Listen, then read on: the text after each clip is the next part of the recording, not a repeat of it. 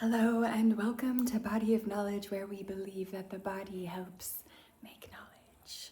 Welcome, welcome, welcome. My name is Jillian and I'm an anthropology doctoral student studying, you guessed it, how the body helps make knowledge.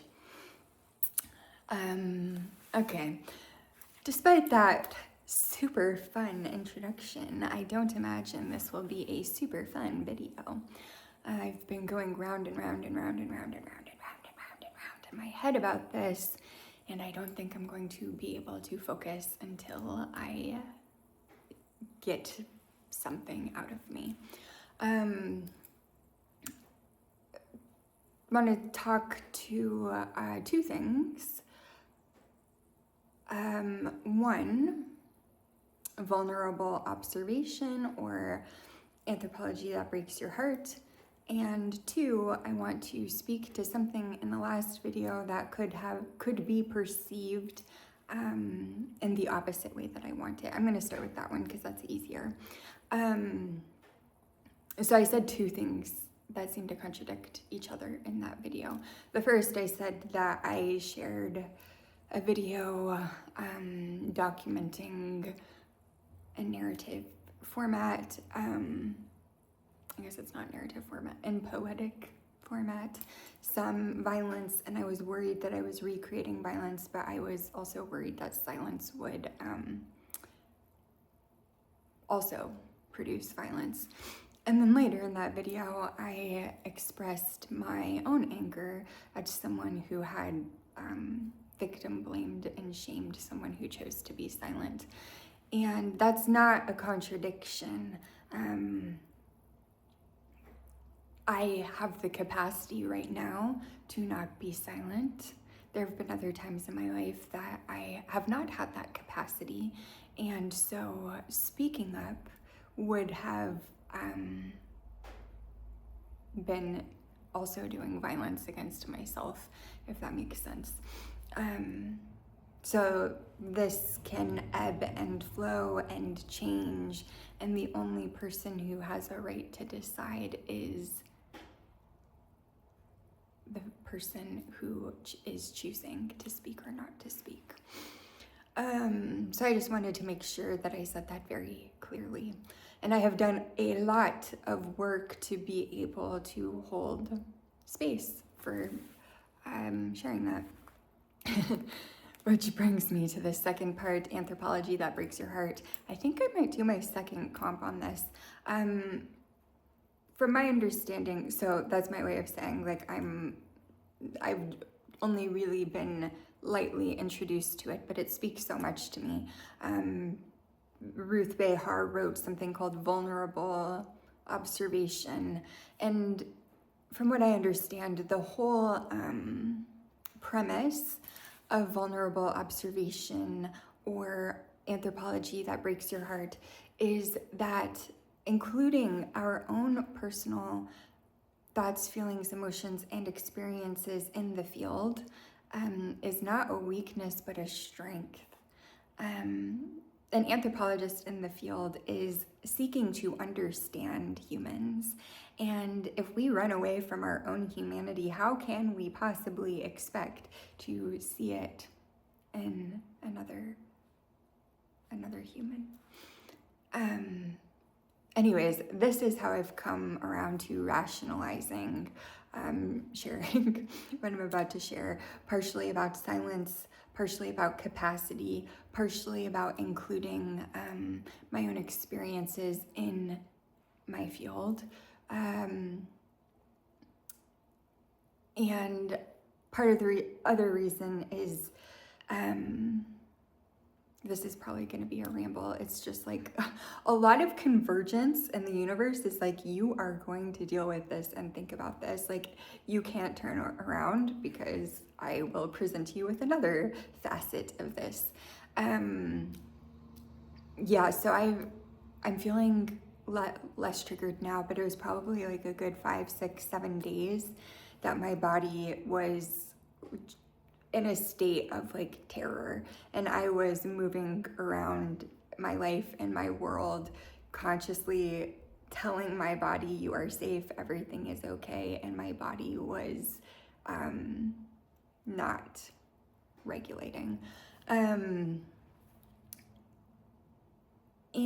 then I did a new protocol with my new doctor, and that like broke that wave. And so now I'm feeling much more rooted again. And thankfully this happened afterwards, but what is in my field very present today, but really always, gosh, this is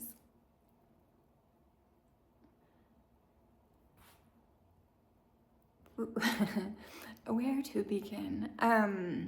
Basically my last video, at the heart of it, was male privilege and male violence and what the patriarchy allows and what privilege allows.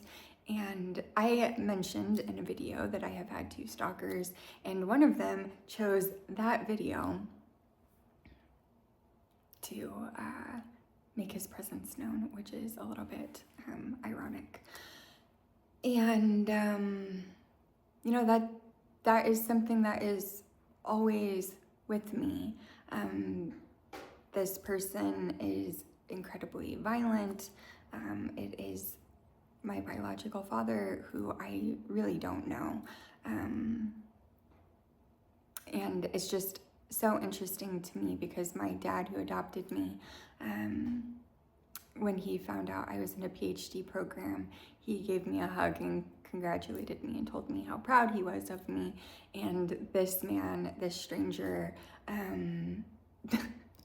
just started up the same old nonsense. And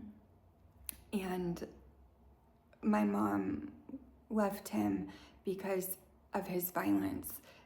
He was so violent that someone in their community came to her in private and said, I will buy you a ticket out of here because if you don't get away, he's going to kill you. And didn't hear from him until I was 18. He hired a private investigator, and that was scary because there was somebody following me around taking photos of me.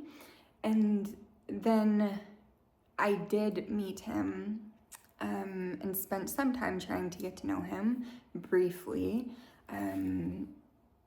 like maybe 4 months once and like 4 months again.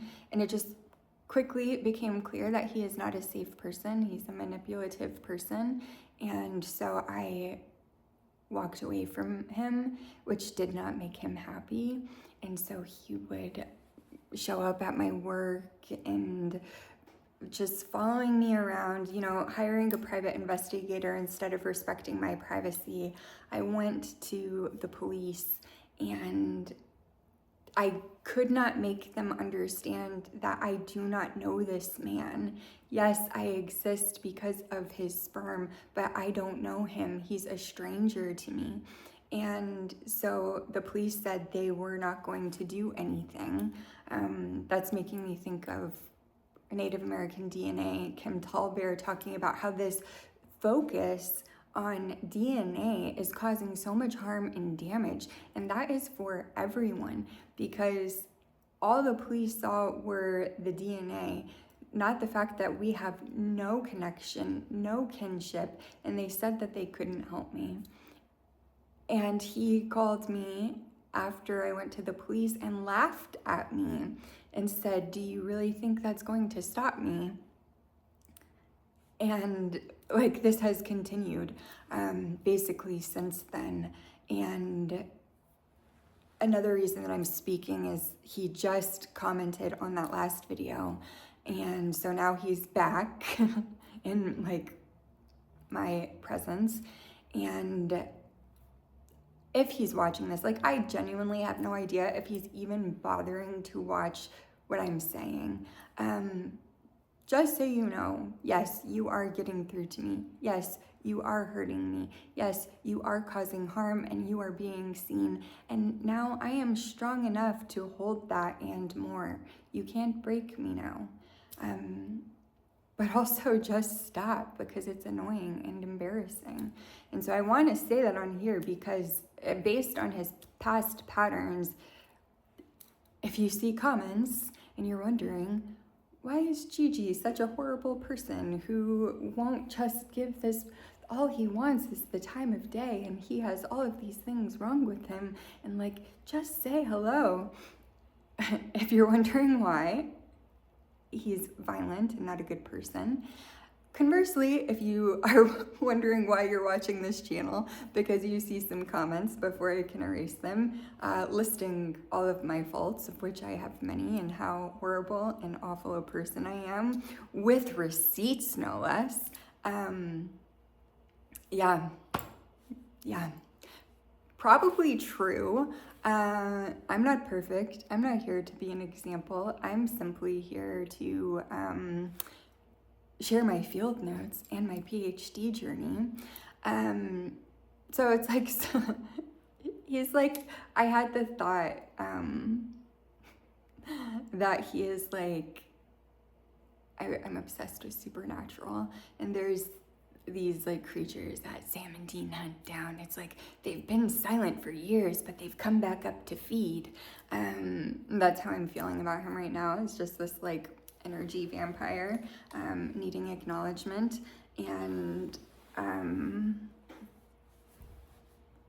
not a good person.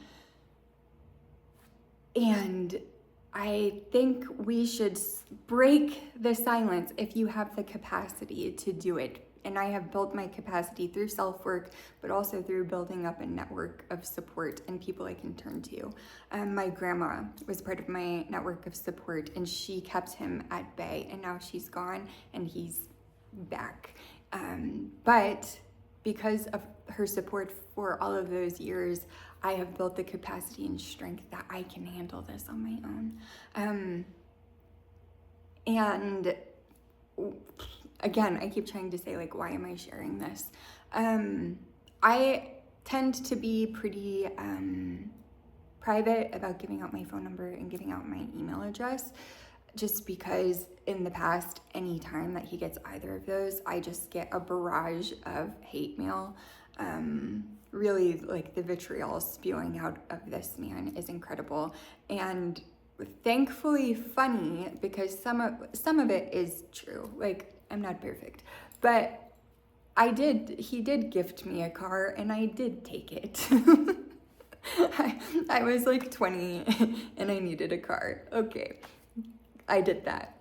But he also wrote me an email being, he somehow had spied on me enough and decided that I was going to school to be a psychologist. And he wrote me a big, long letter about how I really should not be a psychologist because I have so many problems.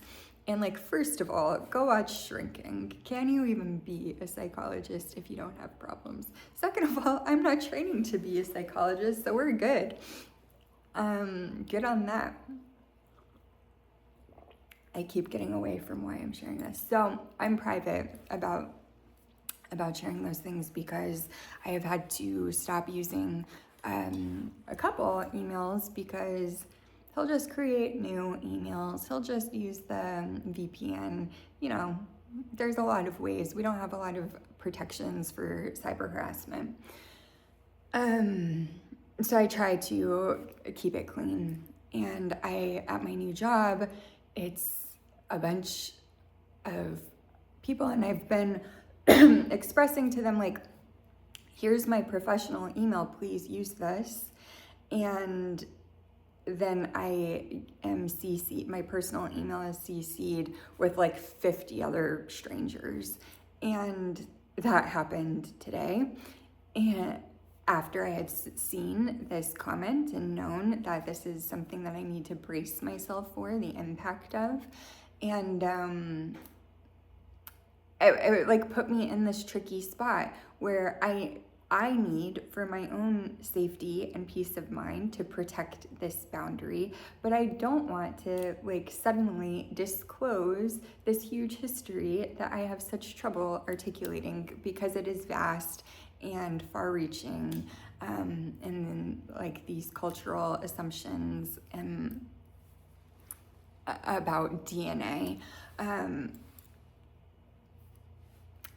So I just decided to just hold the boundary without context. Again, I've emailed lots of people several times now in 2 months. Please don't use this email address.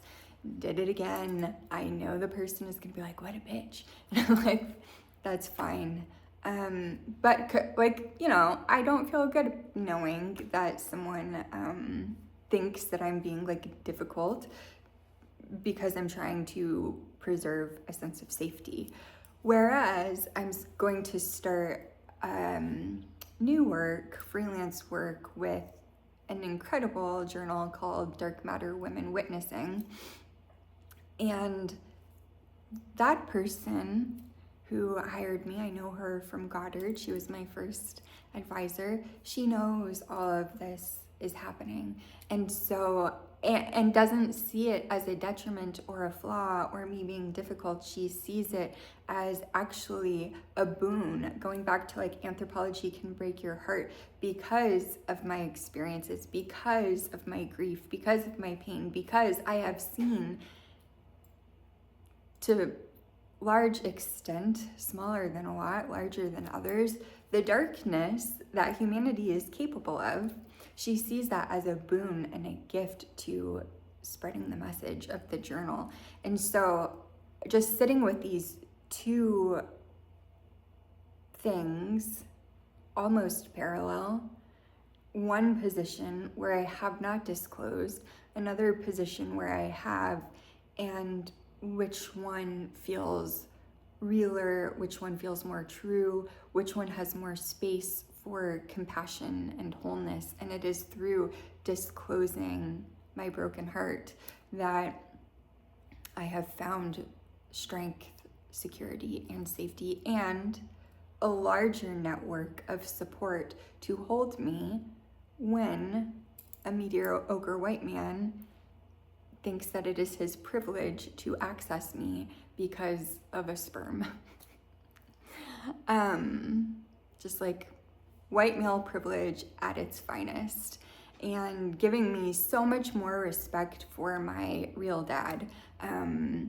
Like this other stranger, I am sure that he has his own traumas, his own history, his own reasons for acting as he does. And also, he never took I don't know how old he is. I don't know. I'm 38, add years.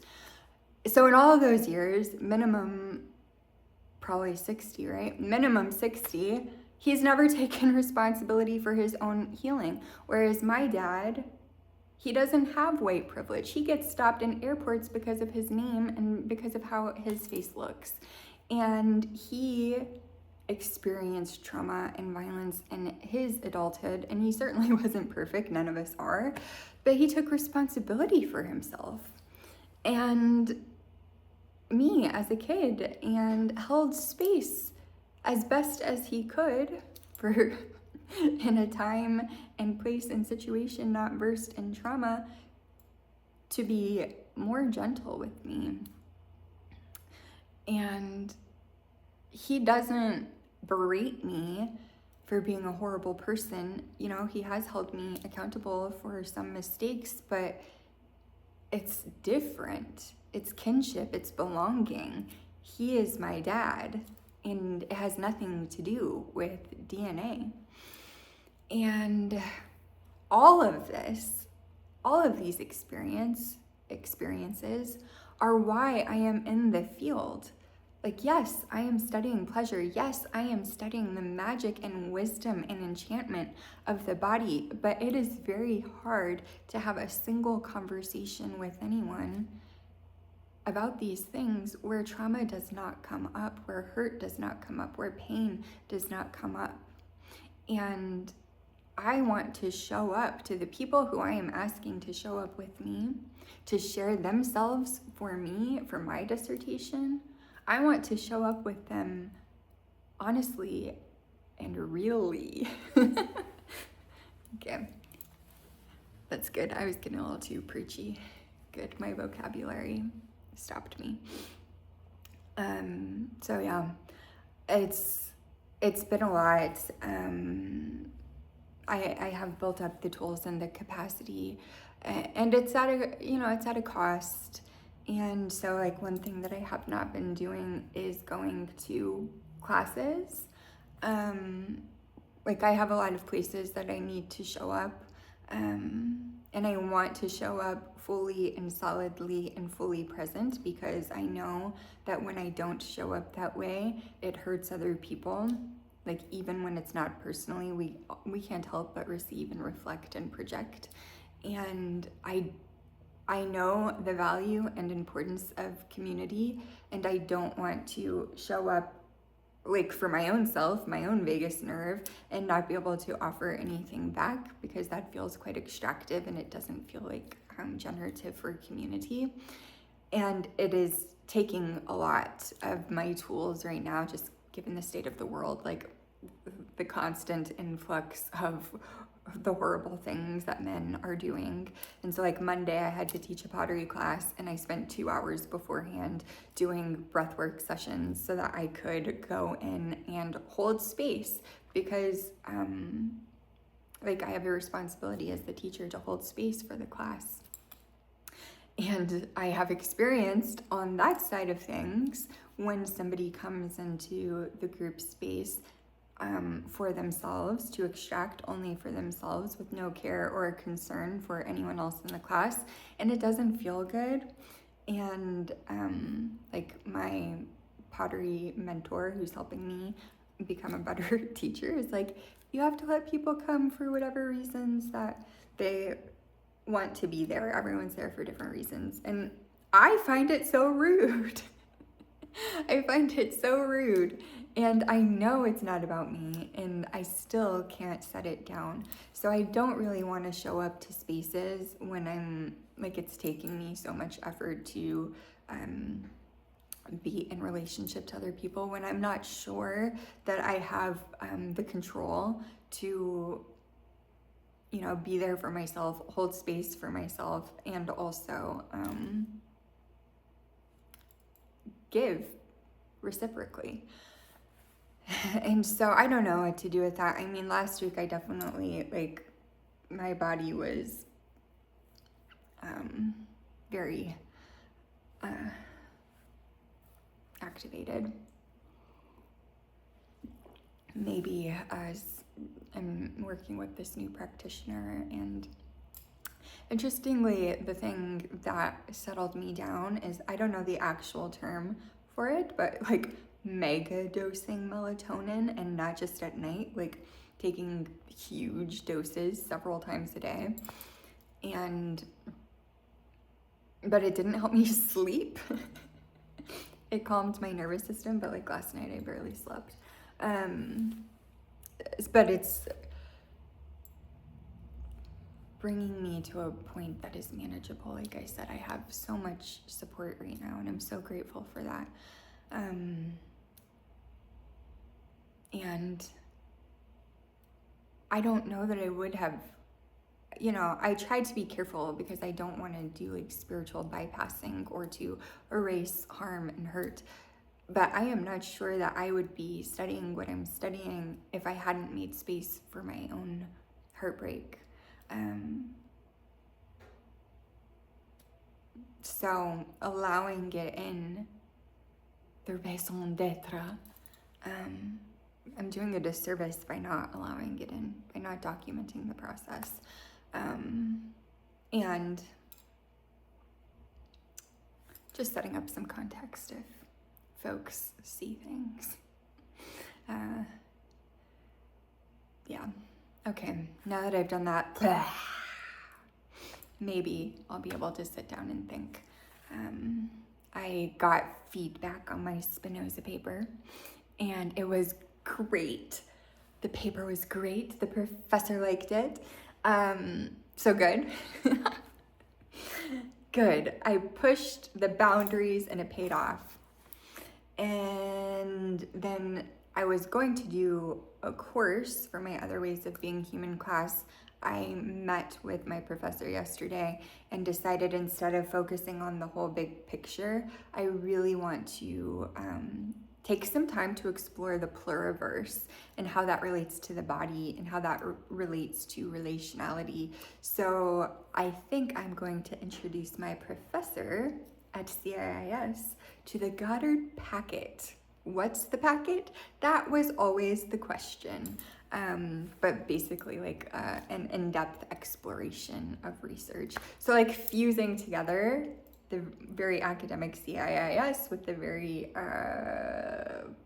immersive, embodied Goddard, and turning in a packet, whatever that looks like being, exploring the body in the pluriverse. Look, I allowed change without freaking out. Maybe because it was my professor's idea, not mine. So, anyways, busy. Almost done with the semester. And then I am going to take at least a 6-day break in honor of Persephone eating her 6 pomegranate seeds.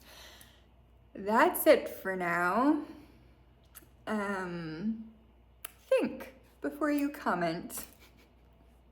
Think a little bit. Okay, goodbye.